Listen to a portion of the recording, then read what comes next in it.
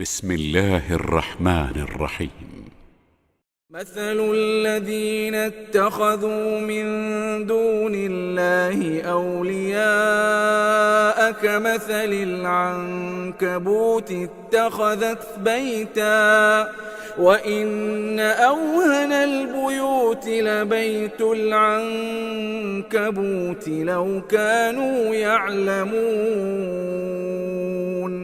إن الله يعلم ما يدعون من دونه من شيء وهو العزيز الحكيم وتلك الأمثال نضربها للناس وما يعقلها إلا العالمون خلق الله السماوات والأرض بالحق إن في ذلك لآية للمؤمنين. അസ്സലാമു അലൈക്കും വറഹ്മത്തുള്ളാഹി വബറകാതുഹു. ഖുർആൻ പദം 1356 ദിവസത്തിലേക്ക് എല്ലാവരെയും ഹാർദമായി സ്വാഗതം ചെയ്യുന്നു. വിശുദ്ധ ഖുർആനിലെ 29ാമത്തെ അധ്യായമായ സൂറത്തുൽ അൻകബൂത്തിലെ 41 മുതൽ 44 വരെയുള്ള ആയത്തുകളാണ് ഇന്ന് പഠന വിധേയമാക്കുന്നത്. ക്ലാസ് ആരംഭിക്കുന്നതിനായി ആദരണീയനായ ഡോക്ടർ എ.ഐ. വിലായത്തുള്ള സാഹിബിനെ ക്ഷണിക്കുന്നു. അസ്സലാമു അലൈക്കും വറഹ്മത്തുള്ളാഹി വബറകാതുഹു. أعوذ بالله من الشيطان الرجيم.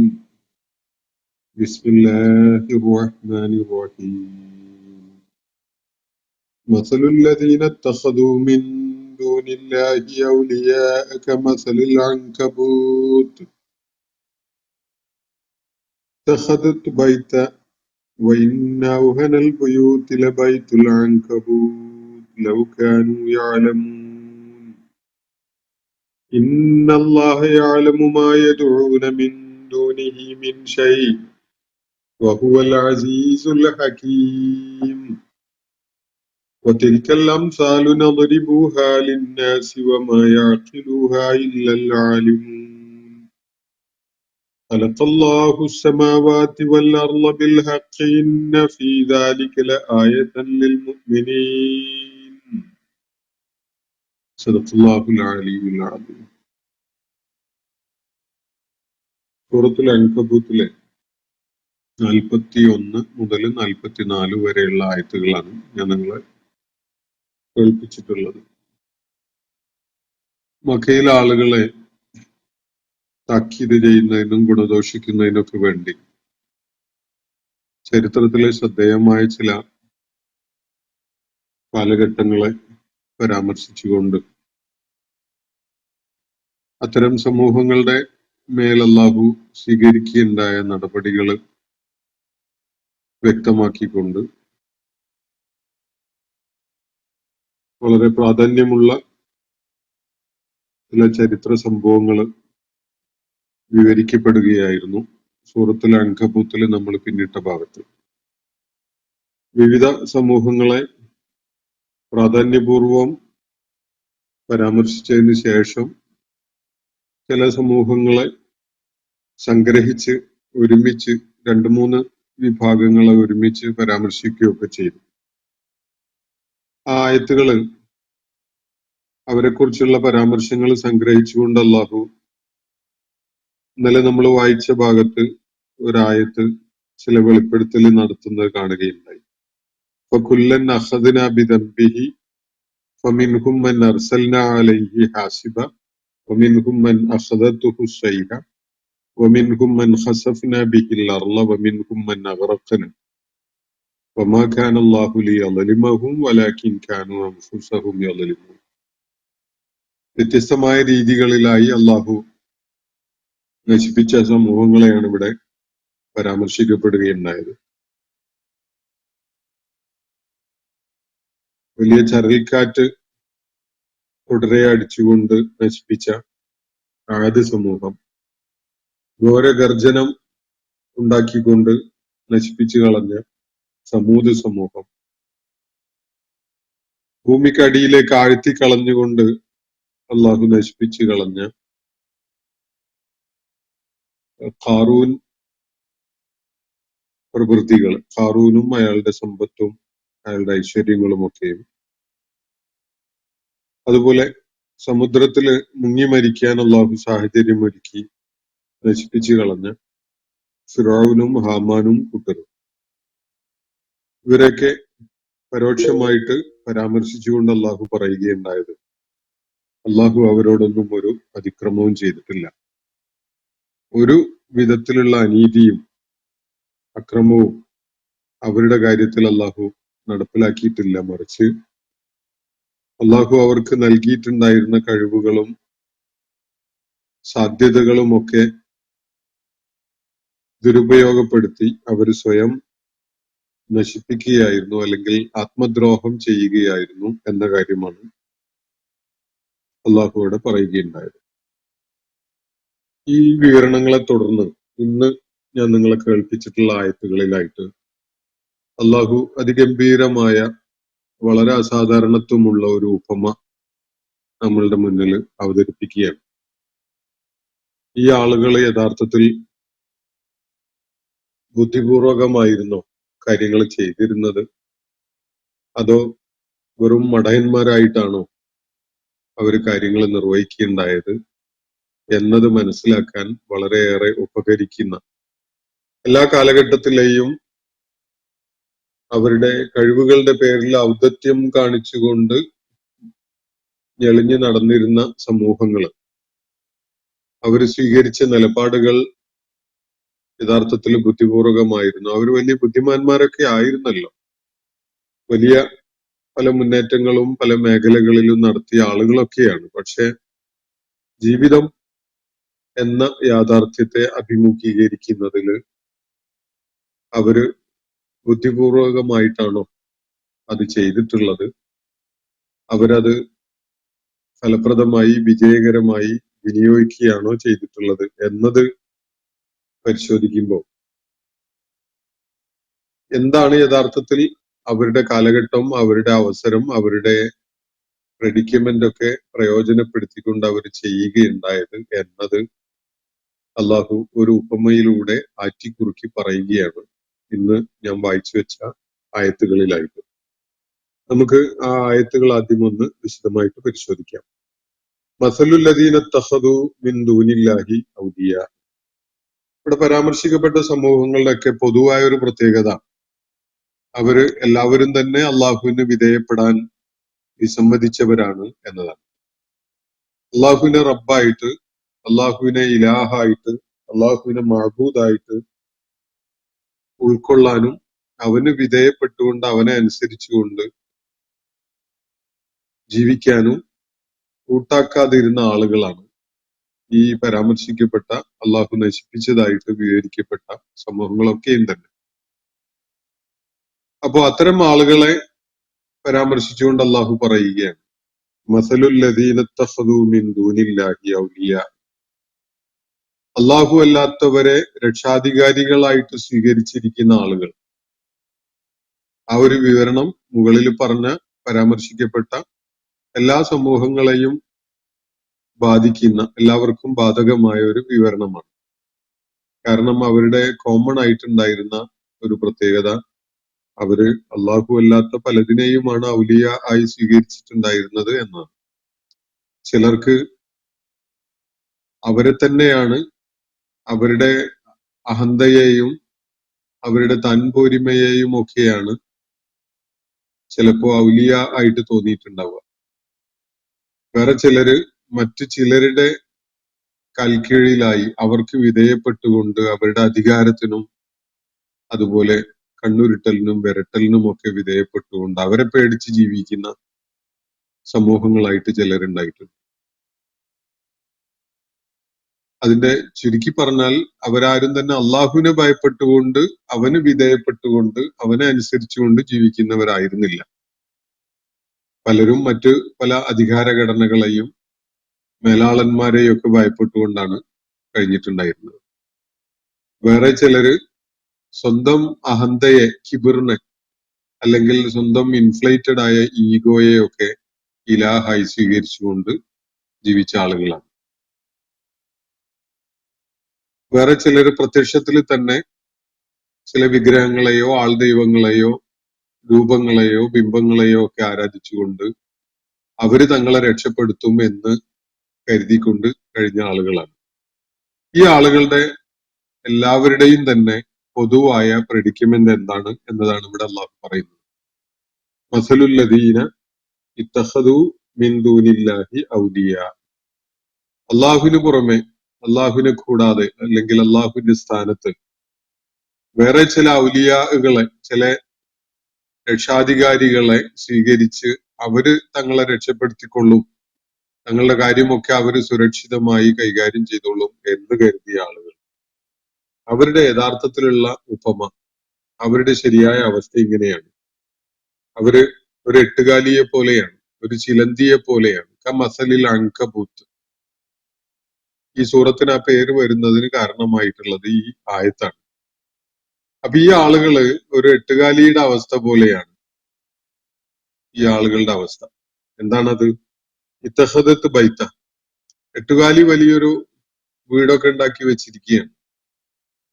ഒരു വല നെയ്ത് അതിന്റെ സുരക്ഷിതമായ ഒരു താവളം, ആസ്ഥാനം എന്നൊക്കെ ഉള്ള നിലക്ക് ആ ഭവനത്തെ കുറിച്ച് എട്ടുകാലിയുടെ ധാരണ അല്ലെങ്കിൽ ചിലന്തി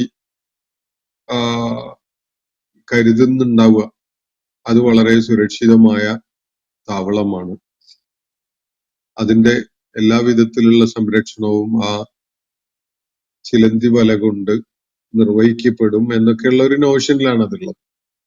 എട്ടുകാലിയെ സംബന്ധിച്ചിടത്തോളം അത് പ്രശ്നമൊന്നുമല്ല, എട്ടുകാലിക്ക് അത്രേ വേണ്ടതുള്ളൂ. അതുകൊണ്ട് കൂടിയാണ് അള്ളാഹു എട്ടുകാലിയുടെ ആവശ്യങ്ങൾക്ക് പറ്റുന്ന വിധത്തിലുള്ള ഒരു വീടും കൂടും ഒക്കെ ആക്കിയിട്ട് അത് സംവിധാനിച്ചു വെച്ചിട്ടുള്ളത്. പക്ഷെ അത് വളരെ ചുരുങ്ങിയ ഒരു സമയത്തേക്ക് മാത്രം പ്രയോജനം ചെയ്യുന്ന ഒരു സംഗതിയാണ്. ആരെങ്കിലും ഒന്ന് ചൂലുമായിട്ട് പോയാൽ തന്നെ അത് ഉതിർന്നു വീണു പോകും. അത് ഒരു ലോങ് പീരീഡിന് സുരക്ഷിതത്വം നൽകുന്ന ഒരു വീടൊന്നുമല്ല. എട്ടുകാലിയെ സംബന്ധിച്ചിടത്തോളം അത്രയൊക്കെ വേണ്ടതുള്ളൂ, അതിൽ കൂടുതലൊന്നും വേണ്ടതില്ല. പക്ഷെ ആ ഒരു ഉപമ മനുഷ്യനെ സംബന്ധിച്ച് നമ്മൾ വിലയിരുത്തുമ്പോ മനുഷ്യന്റെ കാര്യത്തിൽ ഒന്ന് നോക്കൂ. അള്ളാഹു അല്ലാത്തവരെ രക്ഷകരായി കണ്ടുകൊണ്ട് അവര് ഞങ്ങളുടെ കാര്യം നോക്കിക്കോളും, അവര് ഞങ്ങളുടെ സംരക്ഷകരാകും. ഇനി മക്കയിലെ മുശ്രിക്കുകൾ പലരും ആദ്യകാല മുസ്ലിങ്ങളോട് പറയുകയുണ്ടായ പോലെ, നിങ്ങൾ ഒന്നുകൊണ്ടും വിഷമിക്കണ്ട, നിങ്ങളുടെ പേരിൽ വല്ല കുറ്റവും ആരോപിക്കപ്പെടുകയോ ശിക്ഷ ഏറ്റുവാങ്ങേണ്ടി വരികയൊക്കെ ചെയ്യുകയാണെങ്കിൽ അത് ഞങ്ങൾ ഏറ്റെടുത്തോളും എന്നാണ് അവർ പറഞ്ഞിരുന്നത്. നിങ്ങളുടെ ഹദീആത്തുകളെ ഞങ്ങൾ ചുമക്കാം, നിങ്ങൾ അതിന്റെ പേരിൽ ശിക്ഷ ഏറ്റുവാങ്ങേണ്ടി വരില്ല എന്നൊക്കെ വായ കൊണ്ട് തട്ടിവിട്ടിരുന്ന ആളുകൾ മക്കയിലുണ്ടായിരുന്നു. പക്ഷെ ഈ പറയുന്ന ആളുകളൊന്നും തന്നെ അള്ളാഹുവിന്റെ നടപടി ഉണ്ടാവുമ്പോ രംഗത്ത് വരില്ല. അവരാരും സഹായവുമായിട്ട് അവരുടെ അടുക്കിലേക്ക് ഓടിയെത്തില്ല. അള്ളാഹുവിന്റെ നടപടിയിൽ നിന്ന് അവരെ കാത്തു സംരക്ഷിക്കാൻ അവർക്ക് ആർക്കും കഴിയില്ല. ഇതിന്റെ ഏറ്റവും ശ്രദ്ധേയമായ ചില ഉദാഹരണങ്ങളാണ് ചരിത്രത്തിൽ നിന്ന് അള്ളാഹു ഈ വിവരണത്തിന്റെ തൊട്ടു മുകളിലായിട്ട് നൽകിയിരിക്കുന്ന സമൂഹങ്ങളുമായി ബന്ധപ്പെട്ടുകൊണ്ടുള്ള ചരിത്രമൊക്കെയും.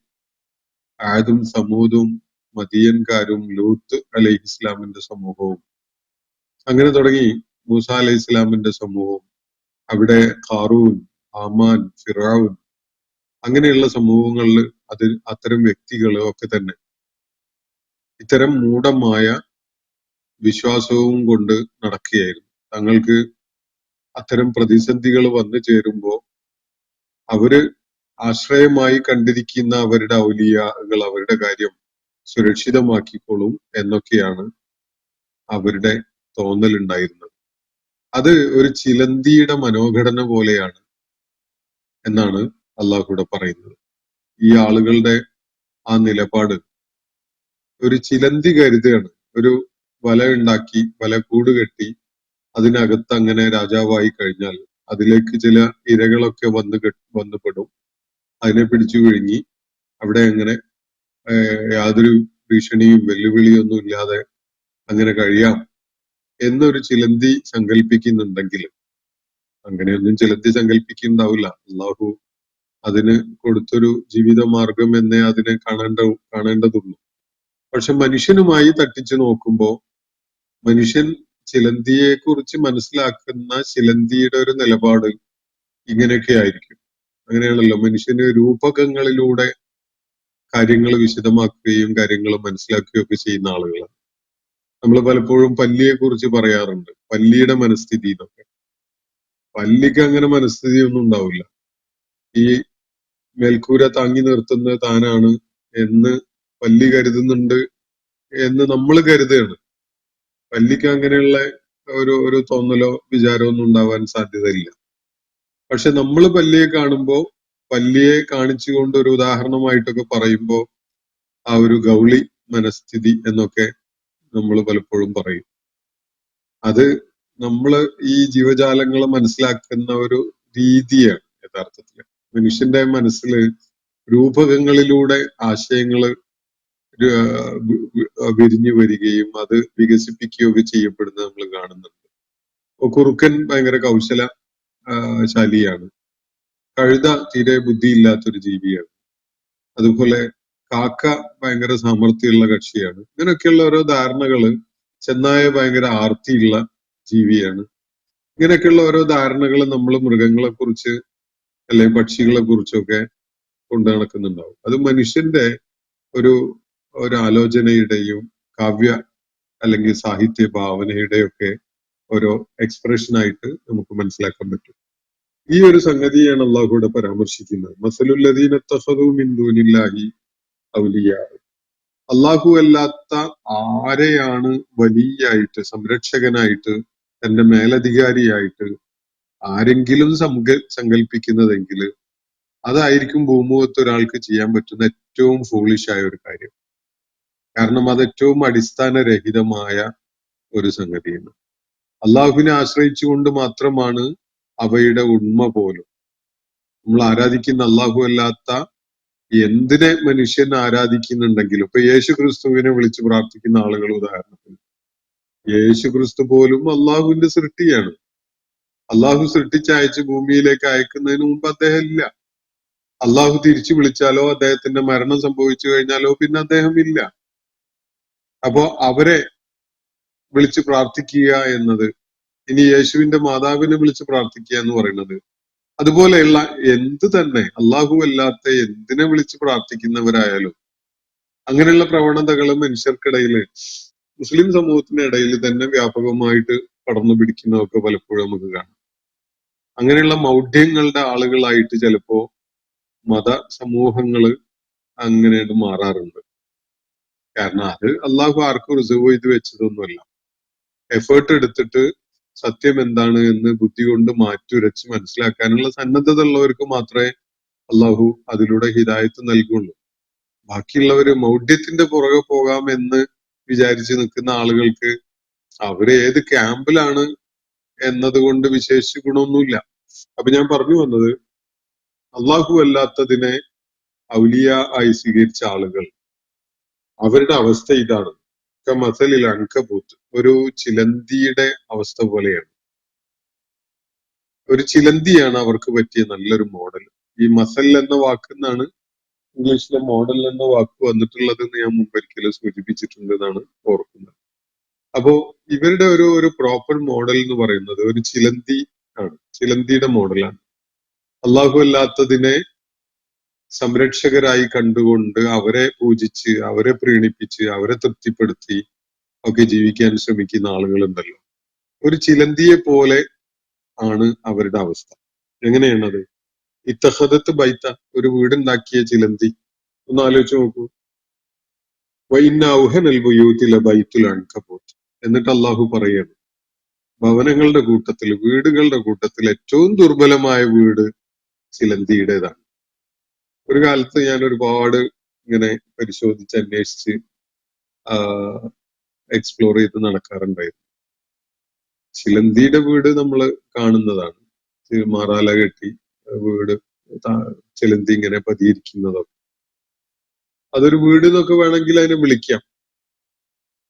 പക്ഷെ അത് വളരെ ദുർബലാണ്. കൈ തട്ടുമ്പോഴേക്ക് അത് പൊടിഞ്ഞു പോകും, അത് മുറിഞ്ഞു വീഴും. പക്ഷെ അപ്പുറത്ത് പോയിട്ട് ചിലന്തിക്ക് വേറെ വീടുണ്ടാക്കാനൊക്കെ കഴിയും. അതുകൊണ്ട് അത് വീടുണ്ടാക്കി അതിന്റെ ആവശ്യങ്ങളൊക്കെ നടന്നു പോയിക്കോളും. പക്ഷെ ഒരു വീട് എന്നുള്ള നിലക്ക് വളരെ ദുർബലാണ്.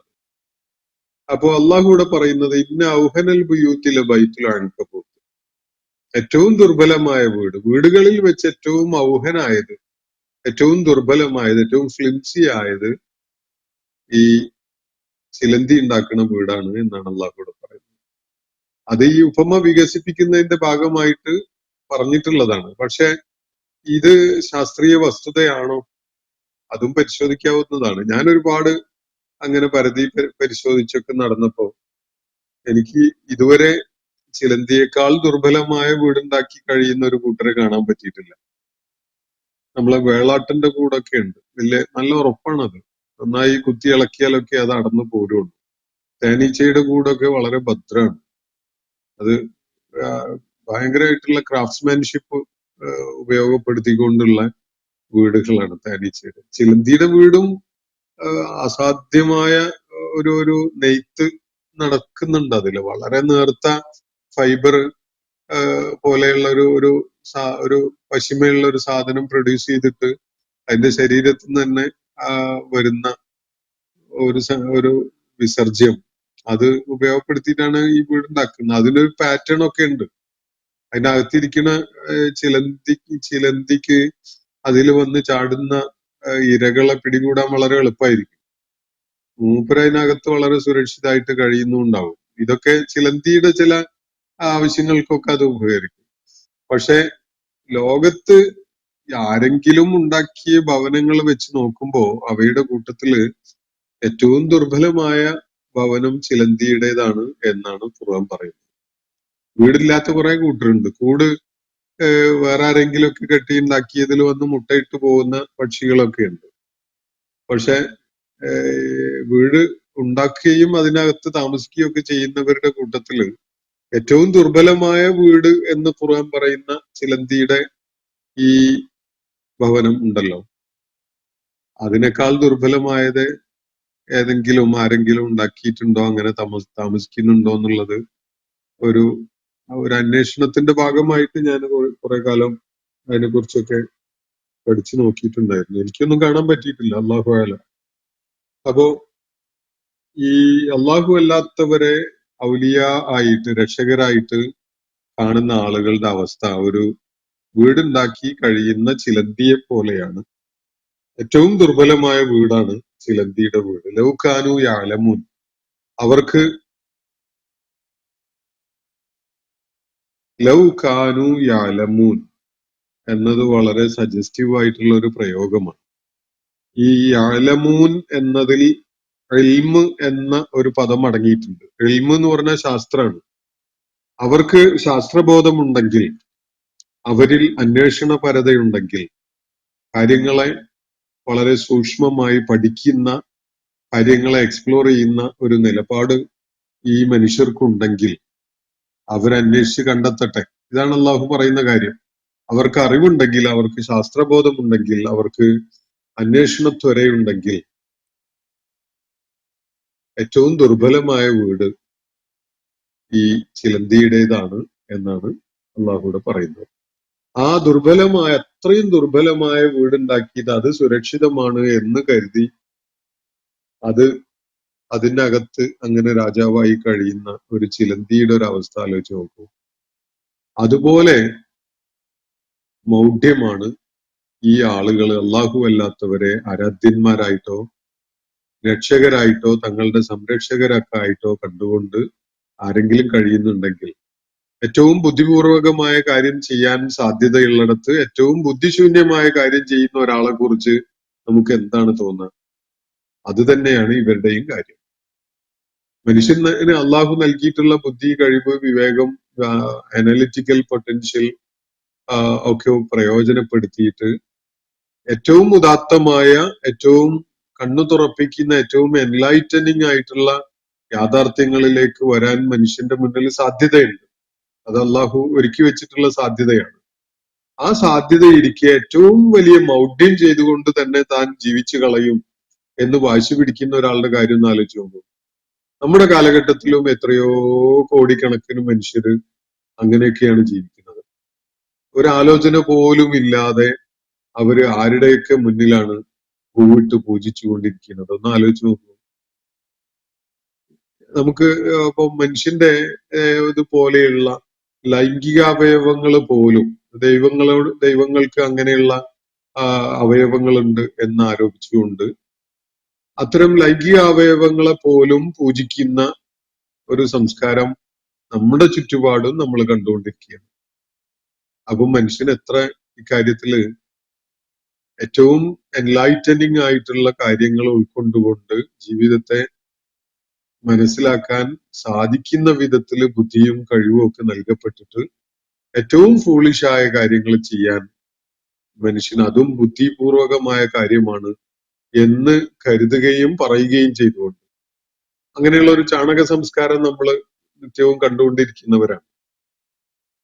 പശുവാണ് ദൈവം എന്ന് സങ്കല്പിച്ചുകൊണ്ട് അങ്ങനെയുള്ള കാര്യങ്ങൾ ചെയ്തുകൊണ്ടിരിക്കുന്ന ആളുകൾ അവസാനം ഏറ്റവും വൃത്തികെട്ട ഉടുതുണി പോലും ഇല്ലാത്ത ഒരു സംസ്കാരത്തിനെ ഏറ്റവും ഉദാത്തമായ സംസ്കാരമാണ് എന്ന വിധത്തില് തലയിലേറ്റി കൊണ്ട് നടക്കുക, അത് ഗംഭീരമായ മേളകളാക്കി മാറ്റുക, എന്നിട്ട് കോടിക്കണക്കിന് മനുഷ്യര് സംഗമിക്കുന്ന ഒരു അല്ലെങ്കിൽ ലക്ഷക്കണക്കിന് ആളുകൾ വന്നു ചേരുന്ന ഒരു ഒരു ആഘോഷമോ പരിപാടിയൊക്കെ ആക്കിയിട്ട് നിർലജ്ജം ഉടുതുണി പോലും ഇല്ലാതെ അവർക്കിടയിൽ അങ്ങനെ നടക്കുന്ന ഒരു സംസ്കാരം. എന്നിട്ട് അത് വലിയ സംഭവമാണ് എന്ന നിലക്ക് മാധ്യമങ്ങളും പത്രങ്ങളും സമൂഹം ഒന്നാകെയും തലയിലേറ്റി നടക്കും. ഒന്ന് ആലോചിച്ച് നോക്കൂ, അത് മനുഷ്യന്റെ മൗഢ്യം എത്ര എത്ര സ്പെസിഫിക് ആയിട്ട് നമുക്ക് അവിടെ മനസ്സിലാക്കാൻ പറ്റുന്നുണ്ട്. അള്ളാഹു മനുഷ്യന് കൊടുത്തിട്ടുള്ള വിവേചന ബുദ്ധിയും കഴിവും വിലയിരുത്താനുള്ള പൊട്ടൻഷ്യലും കാര്യങ്ങളെ ചികഞ്ഞ് മനസ്സിലാക്കാനുള്ള ശാസ്ത്രബോധവും ഒക്കെ ഇരിക്കെ തന്നെ മനുഷ്യൻ ഈ ചിലന്തിയെ പോലെ മടയത്തരം ചെയ്യുന്നതിന് യാതൊരു മടിയില്ലാത്തവരാണ്. അപ്പൊ അത്തരം ആളുകൾ അടിസ്ഥാനപരമായി അള്ളാഹു അല്ലാത്ത മറ്റെന്തിനേയും ഔലിയ ആയിട്ട് കാണുന്ന ആളുകൾ ഏറ്റവും വലിയ മൗഢ്യമാണ് ചെയ്തുകൊണ്ടിരിക്കുന്നത് എന്നതാണ് ഇവിടെ സൂചിപ്പിക്കപ്പെടുന്ന കാര്യം. അവർക്ക് വല്ല ശാസ്ത്രബോധവും ഉണ്ടെങ്കിൽ, അവർക്ക് വല്ല വിജ്ഞാന താല്പര്യവും ഉണ്ടെങ്കിൽ, വല്ല അന്വേഷണ ത്വരയും അവരിലുണ്ടെങ്കിൽ അവർക്കത് ബോധ്യപ്പെടും എന്നുകൂടിയാണ് അള്ളാഹു കൂടെ പറയുന്നത്. ലൗ കാനു യഅലമു ഇന്നല്ലാഹ യഅലമു, നിശ്ചയമായിട്ടും അള്ളാഹുവിനറിയാം, മാ യദഊന മിൻ ദൂനിഹി, അവന് പുറമെ അവനെ കൂടാതെ അവന്റെ സ്ഥാനത്ത് അവരാരൊക്കെയാണ് എന്തിനെയൊക്കെയാണ് വിളിച്ച് പ്രാർത്ഥിക്കുന്നത് എന്നത് അള്ളാഹുവിന് നന്നായിട്ട് അറിയാം. ആരൊക്കെയാണ് അങ്ങനെ പ്രാർത്ഥിക്കുന്നത്, ആരെയൊക്കെയാണ്, ആരുടെയൊക്കെ നേരെയാണ് അവർ കൈകൾ ഉയർത്തുന്നത്, ഇത് അള്ളാഹുവിന് നന്നായിട്ട് അറിയാം.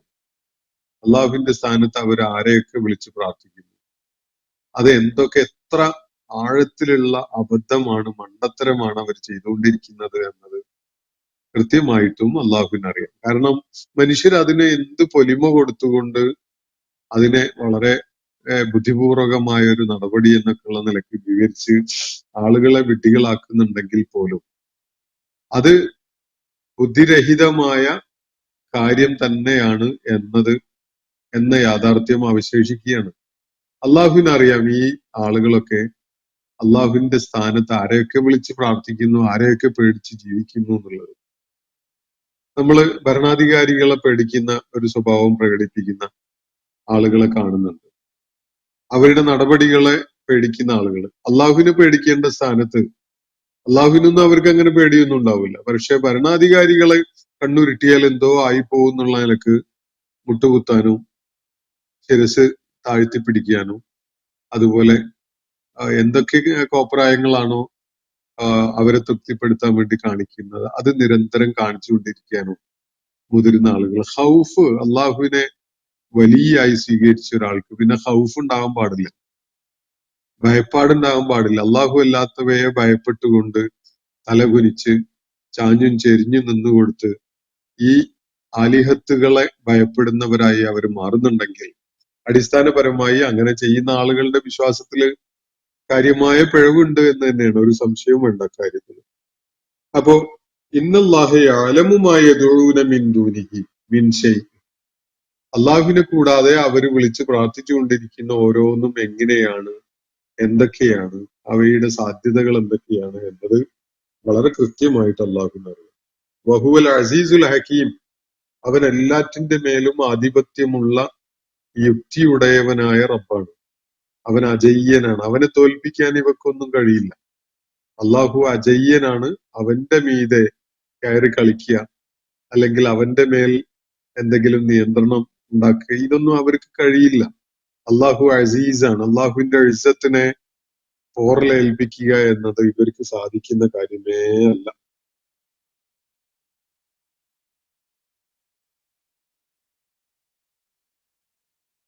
അവര് ചെയ്തുകൊണ്ടിരിക്കുന്ന വിഡ്ഢിത്തം എത്ര ആഴത്തിലുള്ളതാണ്. അവര് ആരെയൊക്കെ വിളിച്ച് പ്രാർത്ഥിക്കുന്നുവോ അവരെത്ര നിസാരന്മാരാണ് എന്നതും അള്ളാഹുവിന് നന്നായിട്ട് അറിയാം. എന്നിട്ട് അള്ളാഹു പറയുകയാണ്, ഈ ഉദാഹരണം നാം ജനങ്ങൾക്കായിട്ട് ഇങ്ങനെ നരേറ്റ് ചെയ്യുകയാണ്, വിവരിച്ചു തരികയാണ്. എന്തിനാണ്? ജനങ്ങൾക്ക് വേണ്ടി, ജനങ്ങൾക്ക് കാര്യങ്ങള് യുക്തിപൂർവകമായ വിധത്തിൽ മനസ്സിലാക്കാൻ വേണ്ടി അവർക്ക് പ്രയോജനപ്പെടട്ടെ എന്ന നിലക്ക് നാം വിവരിക്കുകയാണ് ഈ ഉദാഹരണങ്ങൾ. ഈ ചിലന്തിയുടെ ഉദാഹരണം ഇവിടെ പറഞ്ഞല്ലോ.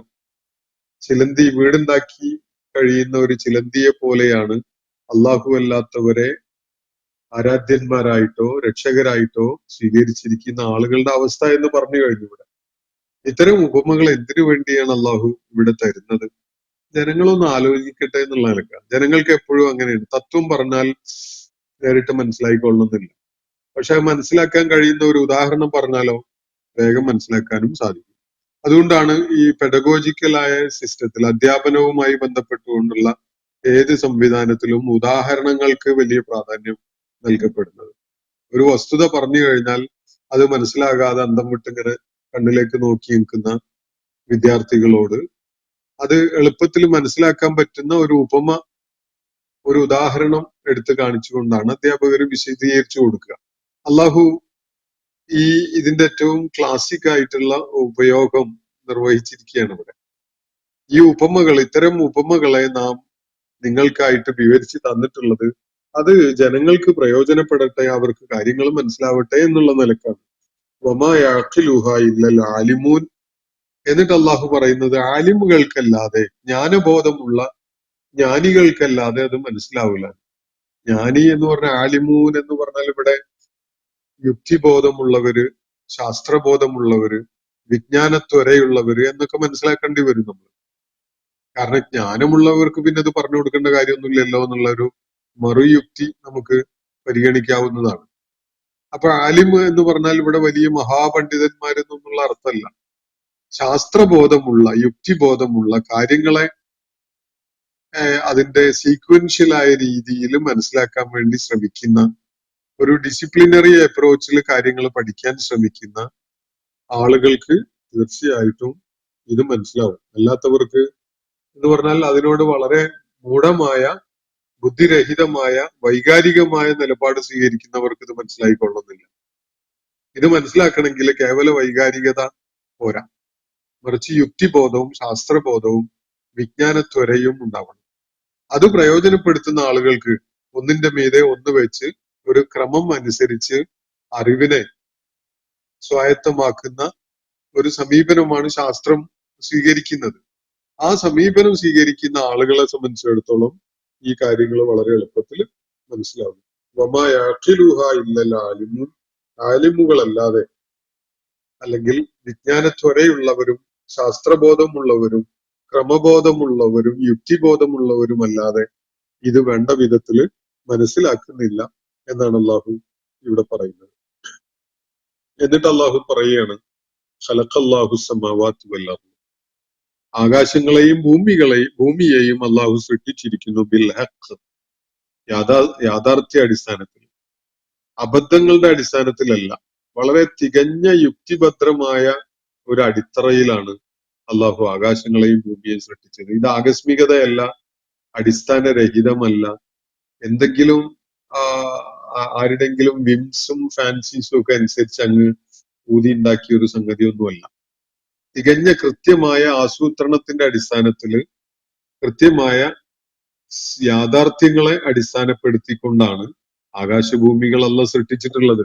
അതുകൊണ്ട് ഇതിന് ഒന്നിനോട് ചേർത്ത് വെച്ച് ഉൾക്കൊള്ളാൻ കഴിയുന്ന യുക്തിഭദ്രത ഇതിനുണ്ടാകും.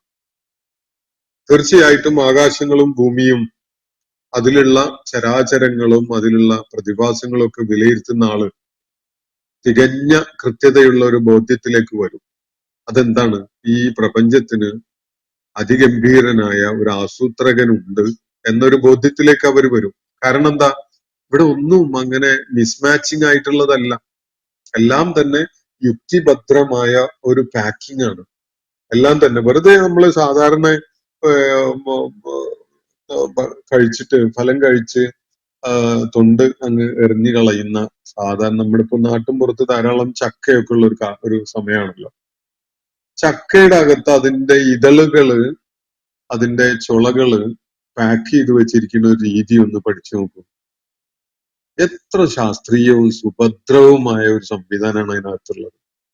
ഇതുപോലെ എന്തെല്ലാം പ്രതിഭാസങ്ങള് നമുക്ക് ഈ ഭൂമുഖത്ത് കാണാൻ കഴിയും. ഇത് താനെ വാരി വലിച്ചങ്ങ് ഉണ്ടായി പോയതോ ഉണ്ടാക്കിയതോ അല്ലെങ്കിൽ ഒരു ആസൂത്രണവും ഒരു പ്രത്യേകിച്ച് ഉള്ള സംവിധാനമൊന്നും ഇല്ലാതെ താനെ ഉണ്ടായതാണെന്നാണ് ആളുകൾ കരുതുന്നത്. അതോ കൃത്യമായിട്ടുള്ള ആസൂത്രണം ഇതിലുണ്ടെന്നോ? ഒരു ചക്ക വെട്ടിപ്പൊളിച്ചെടുത്ത് അതിന്റെ ഒരു ചുള മനുഷ്യനത് തിന്നാൻ പറ്റുന്നുണ്ട്, ജീവജാലങ്ങൾക്ക് കഴിക്കാൻ പറ്റുന്നുണ്ട്, വായ്ക്ക് രുചിയുണ്ട്, അത് നമ്മുടെ വായ്ക്കകത്തിട്ട് ചവച്ചരച്ച് ഇറക്കാൻ പറ്റുന്നുണ്ട്. ഇതുപോലെ ഒരു കല്ല് പറ്റണില്ലല്ലോ. അല്ലെങ്കിൽ നമ്മൾ മണ്ണ് ഒരു പിടി വാരി എടുത്തിട്ട് അങ്ങനെ ചെയ്യാൻ പറ്റുന്നില്ലല്ലോ. അപ്പൊ ഇങ്ങനെ പ്രയോജനപ്പെടുന്ന വിധത്തിൽ ആസൂത്രണം ചെയ്യപ്പെട്ട ഒരു ഫലമാണ് ചക്ക. ഇതുപോലെ എല്ലാ ഫലവർഗങ്ങളും ഒന്ന് പരിശോധിച്ച് നോക്കൂ. ഇതിന്റെ പുറകിൽ ഒരു ആസൂത്രണവും ഇല്ല, ഒരു സംവിധാനവും ഇല്ല എന്ന് കരുതണമെങ്കിൽ അത്രയും വലിയ ബുദ്ധിപരമായ സത്യസന്ധത ഇല്ലാത്ത ആളാവണം അത് ചെയ്യുന്നുണ്ടാവുക, അങ്ങനെ നിരീക്ഷിക്കുന്ന ആള്.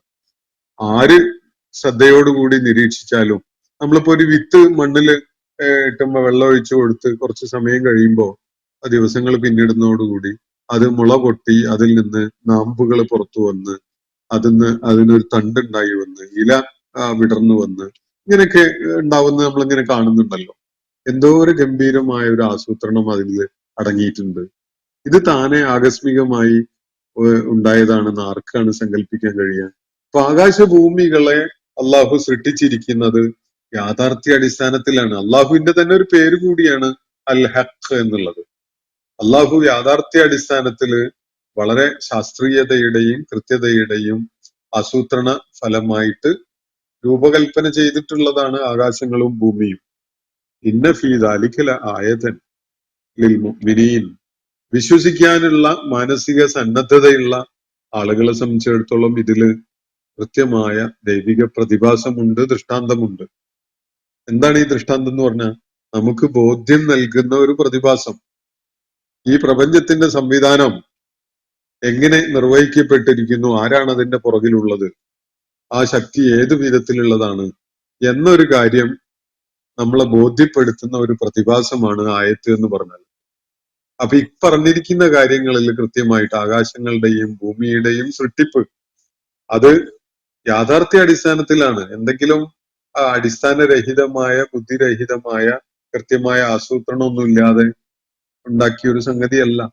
അത് കൃത്യമായ ആസൂത്രണം അതിലുണ്ട്. നമ്മളെ വിരലുകൾ നോക്കൂ, നമ്മളെ വിരലുകൾ അതിന്റെ മൂവ്മെന്റ് എത്ര ഗംഭീരമായ ആസൂത്രണമാണ്. നമ്മളൊരു ചോറ് ഉരുള കയ്യിലിട്ട് അങ്ങനെ ഉരുട്ടി ചോറെടുത്ത് ഉരുട്ടി പാകപ്പെടുത്തി നമുക്ക് വായിൽ കൊള്ളുന്ന ഒരു സൈസിലേക്ക് കൊണ്ടുവന്ന് അത് വായിലേക്ക് എടുത്തിട്ട് നമ്മൾ കഴിക്കുന്ന ആ പ്രോസസ്സിലൊക്കെ തന്നെ ഇത് കഴിയാത്ത എത്ര കോടി ജീവികൾ ഈ ഭൂമുഖത്തുണ്ട് ഒന്ന് ആലോചിച്ച് നോക്കൂ. ഒരു പശുവിന് എന്തെങ്കിലും സാധിക്കുമോ? നമ്മൾ എത്ര ചോറും കറിയും ഒക്കെ ഒരുമിച്ച് ഒഴിച്ചു കൊടുത്താലും അത് ഉരുട്ടി വായിലേക്ക് ഒരു ഉരുളയാക്കി ഇടാൻ സാധിക്കുമോ? നമ്മളല്ലല്ലോ നമ്മളുടെ കൈകളെ രൂപകൽപ്പന ചെയ്തിട്ടുള്ളത്. മനുഷ്യൻ എത്ര ഡിഗ്നിറ്റിയോട് കൂടിയാണ് ഭക്ഷണം കഴിക്കുന്നത് ഒന്ന് നോക്കി. എത്ര ആ തീന്മേശയിൽ മനുഷ്യൻ കാണിക്കുന്ന അവന്റെ കലാബോധം ഉണ്ടല്ലോ, അത് ഒരുക്കി വെക്കുന്നതിലും അത് കഴിക്കുന്നതിലും. ഇപ്പൊ ചില വളരെ സിവിലൈസ്ഡ് ആയിട്ടുള്ള സമൂഹങ്ങള് അത് ദേഹത്ത് വസ്ത്രത്തിൽ വീഴാത്ത വിധത്തില് നാപ്കിനൊക്കെ സ്പ്രെഡ് ചെയ്ത് എത്ര ഗംഭീരമായി എത്ര ഡെലിക്കേറ്റ് ആയിട്ടാണ് മനുഷ്യൻ ഈ സാധ്യതകളെ പ്രയോജനപ്പെടുത്തുന്നത്. ഇതൊക്കെ മനുഷ്യന്റെ കഴിവാണോ? ഒന്ന് ആലോചിച്ച് നോക്കിയേ. മനുഷ്യന്റെ വിരലുകളുടെ നക്കിൾസ് ഉദ്ദേശിക്കുന്ന വിധത്തിൽ ഇങ്ങനെ മൂവ് ചെയ്യാൻ പറ്റുന്നത് മനുഷ്യന്റെ കഴിവുകൊണ്ടാണോ? ഈ കഴിവ് കൊണ്ടാണ് വിരലുകളുടെ ഈ സാധ്യത പ്രയോജനപ്പെടുത്തിക്കൊണ്ടാണ് മനുഷ്യൻ ടൂൾസ് ഉണ്ടാക്കി തുടങ്ങിയത്, ഉപകരണങ്ങളും ആയുധങ്ങളും ഒക്കെ ഉണ്ടാക്കി തുടങ്ങിയത്. ആയുധങ്ങൾ ഉണ്ടാക്കാൻ പഠിച്ച മനുഷ്യനാണ് നാഗരികതയെ ഉണ്ടാക്കാൻ തുടങ്ങിയത്. ലോകത്ത് പശു ഉണ്ടാക്കിയ ഏതെങ്കിലും ഒരു നാഗരികത നിങ്ങൾ കണ്ടിട്ടുണ്ടോ? ഒരു നാഗരികത പശു ഉണ്ടാക്കിയതെന്ന് പറയും, ഏതാണുള്ളത്? അല്ലെങ്കിൽ വേറെ ഏതെങ്കിലും ജീവി ഒരു നാഗരികത ഇവിടെ ഉണ്ടാക്കിയിട്ടുണ്ടോ? നമ്മൾ പിരമിഡുകളും മുതല് ക്യൂബ് ഷേപ്പിലുള്ള കെട്ടിടം മുതൽ പിരമിഡുകളിലൂടെ കടന്നു വന്ന് പോയിന്റ് ബിൽഡിംഗ് വരെ രൂപകൽപ്പന ചെയ്യുന്നവരായി മനുഷ്യർ മാറിയിട്ടുണ്ട്. എന്തൊരു ഡെലിക്കേറ്റ് ആയ, എന്തൊരു അത്ഭുതമുളവാക്കുന്ന രൂപത്തിലുള്ള കെട്ടിടങ്ങളാണ് മനുഷ്യൻ ഇപ്പോൾ നിർമ്മിച്ചുകൊണ്ടിരിക്കുന്നത്. ഇത് അള്ളാഹു അവന്റെ വിരലുകൾക്കും അവന്റെ ബുദ്ധിക്കും നൽകിയിട്ടുള്ള കഴിവുകളാണ്. ബുദ്ധിയില്, അവന്റെ മനസ്സില്, ഭാവനയില് ഒരു രൂപത്തെ സങ്കല്പിച്ചെടുക്കാൻ സാധിക്കുകയും അവന്റെ കൈകൾ കൊണ്ട് അത് നടപ്പിലാക്കുകയും ചെയ്യാൻ കഴിയുന്നു എന്നതാണ് മനുഷ്യന്റെ ഒരു വല്ലാത്തൊരു പ്രത്യേകത. ഈ കഴിവ് മനുഷ്യൻ പ്രയോജനപ്പെടുത്തുന്നുണ്ട്. പക്ഷെ ആ കഴിവ് അവനുണ്ടാക്കി കൊടുത്തത് ആരാണ്? മനുഷ്യനാണോ? ഓരോരുത്തരും സ്വയം ഉണ്ടാക്കിയ കഴിവാണോ അത്? അതൊന്നുമല്ലല്ലോ. ഓരോരുത്തരുടെയും പ്രതിഭ എന്ന് പറയുന്നത് ജന്മസിദ്ധായതാണ്. അതിനെ വികസിപ്പിച്ചെടുക്കുകയും മെച്ചപ്പെട്ടതാക്കുകയും ചെയ്യുക എന്നുള്ള ഒരു പരിശീലനം മാത്രമേ ഇവിടെ കഴിയുള്ളൂ.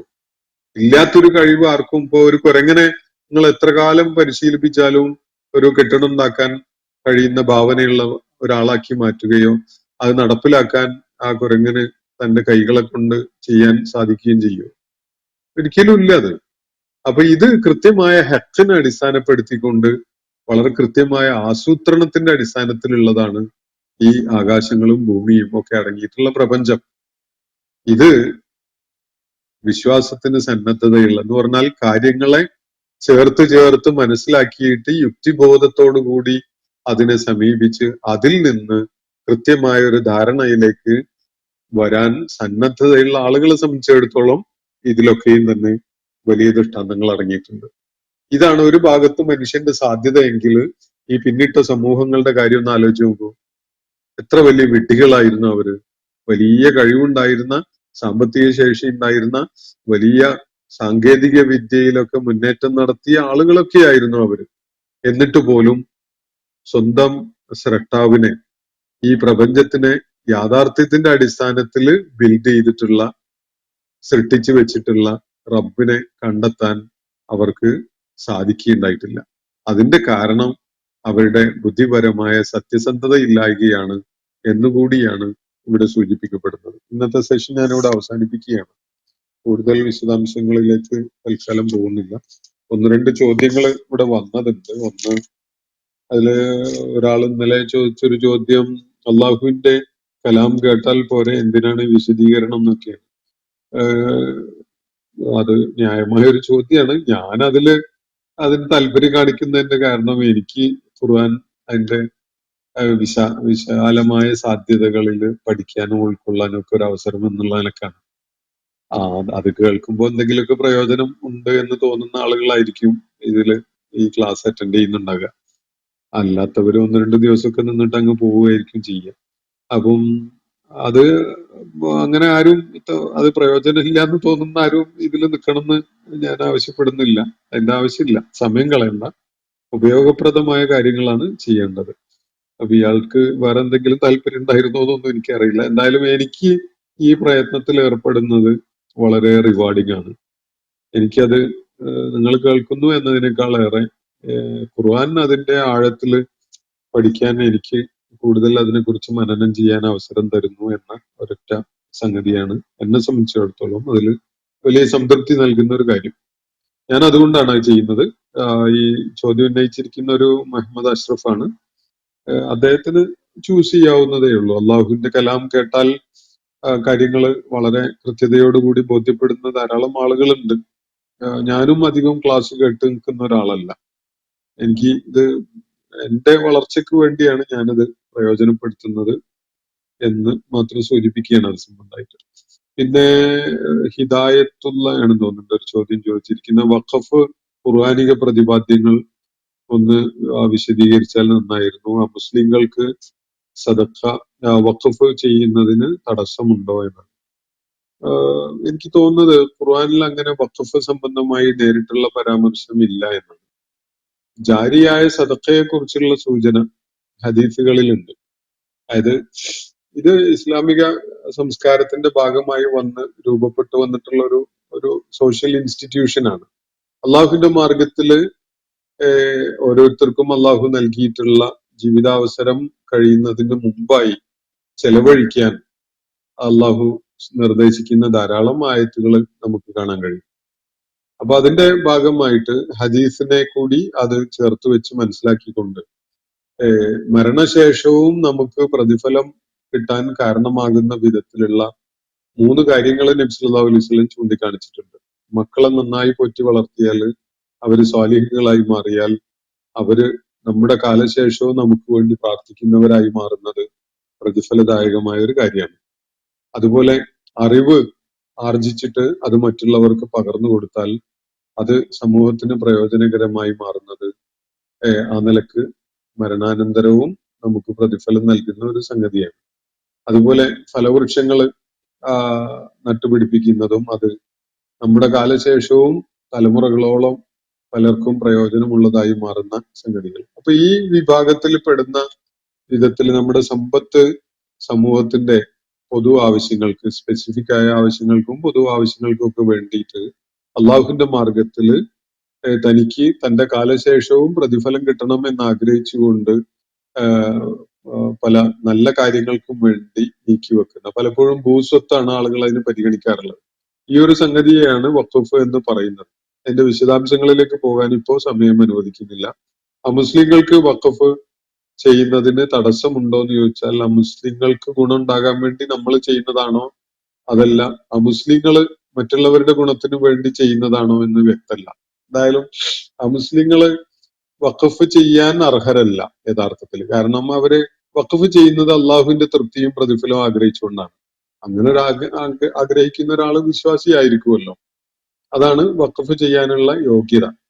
ഇനി ആരെങ്കിലും സമൂഹത്തിന് ഗുണം ഉണ്ടാവട്ടെ എന്ന് കരുതിയിട്ട് അങ്ങനെ സമ്പത്ത് പൊതു ആവശ്യങ്ങൾക്കൊക്കെ വേണ്ടി അങ്ങനെ നീക്കി വെക്കുന്നുവെങ്കിൽ അത് ഇസ്ലാം അതിന് തടസ്സമൊന്നുമല്ല. അതേസമയത്ത് അവൻ ഉദ്ദേശിക്കുന്നത് അള്ളാഹുവിന്റെ പ്രതിഫലവും മരണാനന്തരം തനിക്ക് വന്നു ചേരേണ്ട ദൈവികമായ തൃപ്തിയൊക്കെ ആണെങ്കിൽ അതിനാദ്യം അയാൾ അള്ളാഹുവിൽ വിശ്വാസമുള്ള ആളായി മാറണം. ഇനി വഖഫ് അമുസ്ലിങ്ങൾക്ക് വേണ്ടി ചെലവഴിക്കാൻ വേണ്ടിയാണെങ്കിൽ മുസ്ലിങ്ങൾ എന്നുള്ള വ്യത്യാസമൊന്നും വഖഫിന്റെ കാര്യത്തിലില്ല. നമ്മള് ദരിദ്രർക്ക് വേണ്ടി പണം അല്ലെങ്കിൽ സമ്പത്ത് സ്വത്തോ ഒക്കെ നീക്കി വെക്കുകയാണ്. എന്നിട്ട് ഒരു 10 ഏക്കർ സ്ഥലം നമ്മള് വളരെ ദരിദ്രരായ ആളുകൾക്ക് വീടുണ്ടാക്കി കൊടുക്കാൻ വേണ്ടി എന്ന് പറഞ്ഞുകൊണ്ട് നമ്മൾ നീക്കി വെച്ചാൽ അതിൽ മുസ്ലിങ്ങളും അമുസ്ലിങ്ങളും ഒക്കെ പെടും. ദരിദ്രരായാൽ മതി. അപ്പം അതിന്റെ വഖഫിന്റെ ഗുണം നമ്മൾ എന്തിനു വേണ്ടി നീക്കി വെക്കുന്നു എന്നതുപോലെയാണ് ഉണ്ടാവുക. ദരിദ്രരായ ആളുകൾക്ക് ഉള്ള ആവശ്യത്തിന്, ഇപ്പോ ദാരിദ്ര്യരേഖയ്ക്ക് താഴെയുള്ള ആളുകളുടെ വിദ്യാഭ്യാസ ഉന്നമനത്തിന് എന്ന ആവശ്യത്തിൽ നമ്മൾ സ്ഥലം നീക്കി വെക്കുകയാണ് അങ്ങനെയെങ്കിൽ അത് എല്ലാവർക്കും വേണ്ടിയുള്ളതാണല്ലോ. പള്ളി നിർമ്മിക്കാൻ വേണ്ടി എന്ന നിലക്കാണ് വഖഫ് ചെയ്യുന്നതെങ്കിൽ അത് പള്ളി ഉണ്ടാക്കാൻ വേണ്ടിയുള്ളതാണ്. മദ്രസയോ അതുപോലെ ഇസ്ലാമിക പാഠശാലകളോ ഉണ്ടാക്കാൻ വേണ്ടിയുള്ളതാണെങ്കിൽ അതിനുള്ളതാണ്. ഇങ്ങനെയൊക്കെയാണത്. പക്ഷെ ആളുകളുടെ വിഷമം അനുഭവിക്കുന്ന ആളുകളെ സഹായിക്കാൻ വേണ്ടി എന്നുള്ള നിലക്കൊക്കെ ആണെങ്കിൽ അതിലെല്ലാവരും പെടും. അതിന് ദാരിദ്ര്യമുള്ളവര് അല്ലെങ്കിൽ പ്രയാസം അനുഭവിക്കുന്നവര് എന്നൊരു മാനദണ്ഡമായി പരിഗണിക്കേണ്ടതുള്ളൂ. അപ്പോ കാര്യങ്ങൾ വ്യക്തമാണെന്ന് വിചാരിക്കുകയാണ്. അൽഹംദുലില്ലാഹി റബ്ബിൽ ആലമീൻ. അസ്സലാമു അലൈക്കും വറഹ്മത്തുള്ളാഹി വബറകാതുഹു. ഇന്നത്തെ ഖുർആൻ പദം ഇവിടെ സമാപിക്കുന്നു. ഖുർആൻ പഠനത്തിൽ പങ്കെടുത്ത എല്ലാവർക്കും അല്ലാഹു അർഹമായ പ്രതിഫലം നൽകി അനുഗ്രഹിക്കട്ടെ. വആഖിർ ദഅവാനാ അൽഹംദുലില്ലാഹി റബ്ബിൽ ആലമീൻ. അസ്സലാമു അലൈക്കും വറഹ്മത്തുള്ളാഹി വബറകാതുഹു.